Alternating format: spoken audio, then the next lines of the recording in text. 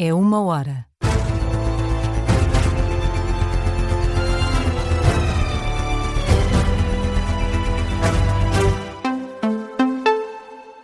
As notícias com Matilde Malva Sabino.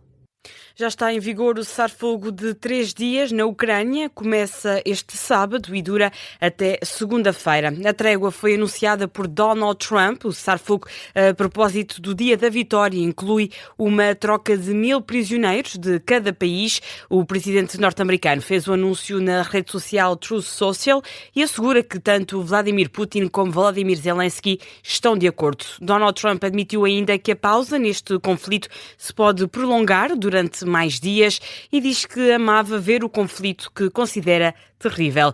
Entretanto, Kiev e Moscovo confirmaram o cessar-fogo, assim como a troca de prisioneiros de guerra, e o presidente ucraniano decretou até que a Praça Vermelha em Moscovo vai estar fora dos ataques ucranianos durante o desfile deste sábado que assinala o Dia da Vitória.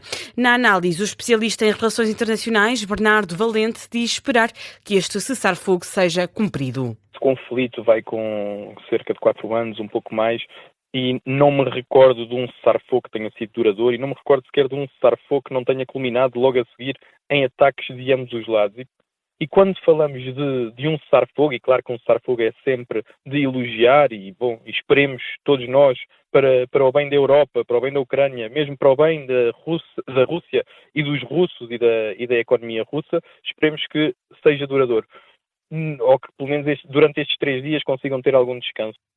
A análise do professor de Relações Internacionais, Bernardo Valente, no Gabinete de Guerra da Rádio Observador. Noutra frente, Donald Trump está à espera de receber uma carta esta noite do Irão, como resposta à última proposta norte-americana, com vista a pôr fim de forma duradoura às hostilidades. A informação foi adiantada pelo presidente dos Estados Unidos aos jornalistas em Washington.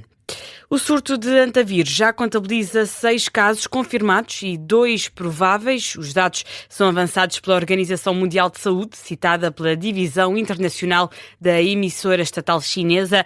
Todos os casos foram identificados como sendo causados pelo vírus antes, a única estirpe conhecida transmissível entre humanos. Entretanto, a Argentina anunciou que vai enviar testes e apoio técnico aos países envolvidos no surto de antavírus, uma informação avançada pelo El Mundo.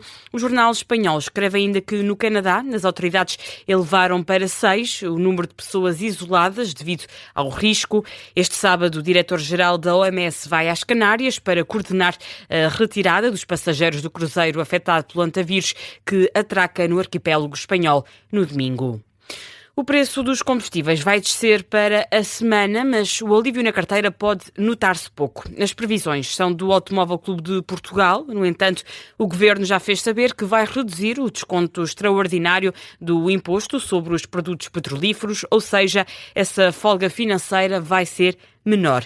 O preço do litro do gasóleo nos postos de abastecimento deve baixar 9 cêntimos em média, mas com a redução do desconto em vigor, o alívio pode ficar entre os 6 e os 7 cêntimos por litro.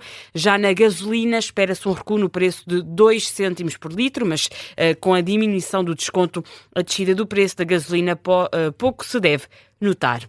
O Presidente da República promulgou o diploma que cria um apoio extraordinário aos operadores de transporte de mercadorias por conta de outrem. É o que adianta uma nota publicada no site da Presidência da República.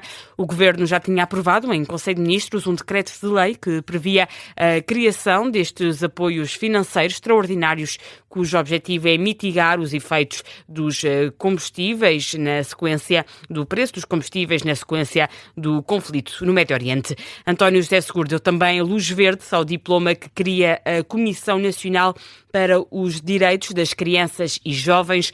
É um novo organismo público que sucede à Comissão Nacional de Promoção dos Direitos e Proteção das Crianças e Jovens. A ideia é fazer uma gestão mais eficiente e moderna dos direitos dos jovens e crianças, bem como na prevenção de situações de perigo. O Ministro dos Negócios Estrangeiros diz que a rede de acordos de comércio livre da União Europeia é o sucesso da política externa dos 27, uma posição defendida por Paulo Rangel numa mensagem de vídeo na Universidade Europa em Porto de Mós. O chefe da diplomacia portuguesa deu como exemplo os recentes acordos com o Mercosul e a Índia. Paulo Rangel considera que esta rede de comércio livre está a criar soft power e poder económico no contexto mundial. Evidentemente que a União Europeia, que defende políticas de livre comércio e não políticas protecionistas, tem de fazer uma rede internacional de acordos. Isto é um sucesso da política externa da União Europeia e tem uma importância decisiva. Com esta rede de acordos, as tendências protecionistas que estão a afirmar podem cair.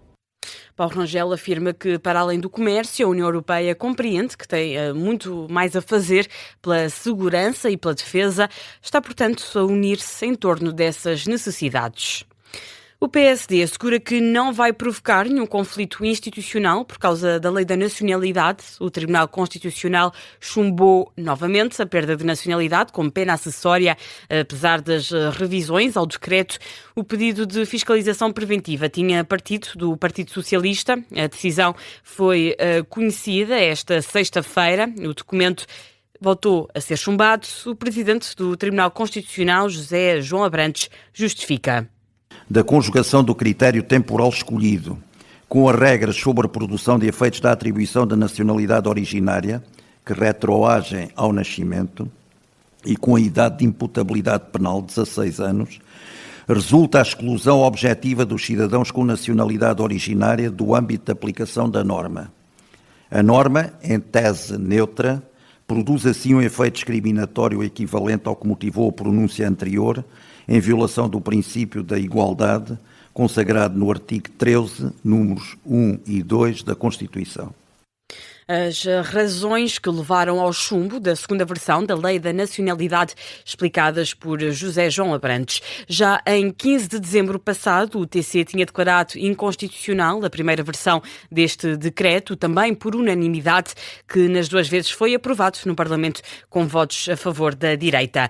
O líder parlamentar do PSD, Hugo Soares, promete que o partido não vai criar um conflito institucional com os juízes do Palácio Raton e avança que os social-democratas vão agora analisar o acórdão. A Lei da Nacionalidade era para nós o essencial e ela foi promulgada pelo Sr. Presidente da República. Quanto à perda da nacionalidade como sanção acessória que foi declarada inconstitucional pelo Tribunal Constitucional, nós teremos tempo para analisar o acórdão. E nós falaremos com todos os partidos que apoiaram a aprovação dessa lei no Parlamento. Mas também fui muito claro quando disse que não provocaremos nenhum conflito institucional por força desta declaração por unanimidade do Tribunal Constitucional.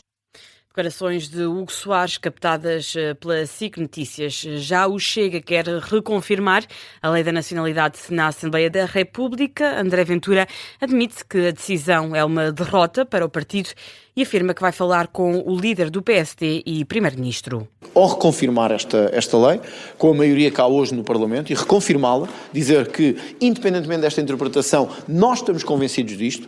Quem comete crimes em Portugal, crimes graves como estes, de homicídio, violação de terrorismo, deve perder a nacionalidade portuguesa. O Parlamento deve ter a coragem de dizer isto e de reconfirmar isto.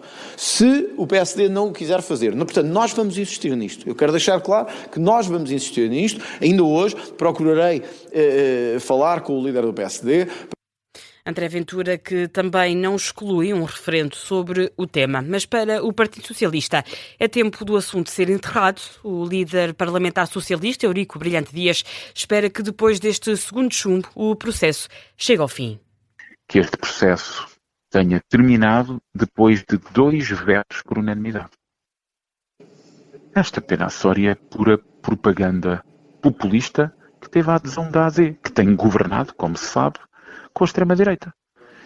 E, não procurando nestas matérias ter um consenso moderado, alargado, com o Partido Socialista e outros partidos democráticos, naturalmente também há que considerar outros partidos democráticos para além do Partido Socialista, insiste em fazer acordos com a extrema-direita. Ora, a extrema-direita não respeita os direitos humanos. São declarações de Eurico Brilhante Dias. Entretanto, esta noite o Partido Comunista também reagiu ao segundo chumbo da perda de nacionalidade como pena acessória. O secretário-geral Paulo Raimundo elogia a decisão dos juízes do Palácio Raton.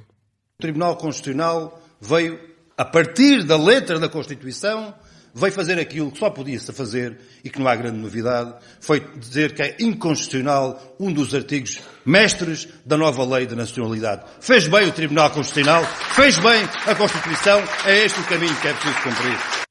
Paulo Raimundo, esta noite num jantar-comício em Lisboa. Do lado do CDS, partido que tinha aprovado esta segunda versão, o deputado João Almeida diz que não concorda com a decisão do Tribunal Constitucional em relação à lei da nacionalidade, mas considera que este tipo de questões não se resolvem com referendos. Também o Bloco de Esquerda reagiu. José Manuel Pureza diz que o governo soma derrota atrás de derrota e acusa Luís Montenegro de se transformar numa cópia de André Ventura. Terminaram esta sexta-feira os interrogatórios aos polícias suspeitos de violação e tortura da esquadra do Rato. As medidas de coação só devem ser conhecidas, no entanto, na segunda-feira.